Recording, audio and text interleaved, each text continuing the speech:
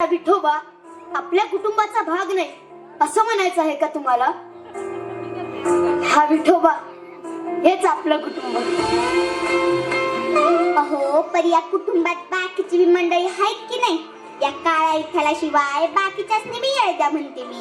सारखं आपलं ते चक्र फिरवायचं, नाही ते त्या विठ्ठलाची पूजा करत बसायची. दुसरा उद्योगच नाही. हे पा तुमचा विठुरा रुगाचाच राग आहे. तो या जगाचे चक्र चालवतो म्हणून आपल्यासारख्या मातीच्या गोड्यांना आकार मिळतो. वा वा वा. सगळी त्याची कृपा आहे. माझ्या आयुष्यात तुमच्यासारखी पत्नी येणे, आपल्या दोघांच्या संसाराला याची मुकल्या गोंडस बाळाच्या रूपानं सुख येणे, ही सगळी त्याचीच कृपा. मग त्याला विसरून कसं चालेल? हरकत ना त्याला इसरा असं कुठं म्हणते मी. पण या छोट्या लेकराकडं जरा लक्ष द्याल की नाही? आवं ज्या भक्तीनं तुम्ही त्या विठ्ठलाच्या मूर्तीला लोणी लावता ना, त्याच भक्तीनं या चिमुकल्यालाही खाऊ पिऊ घाला म्हणते मी. नाही तर त्याच्याला वाटेला येईल ती माती. तुम्ही विनाकारण वाद घालत आहात. हे बघा, मी धुणं भांडी करून इरीवर जाऊन पाणी भरून येते.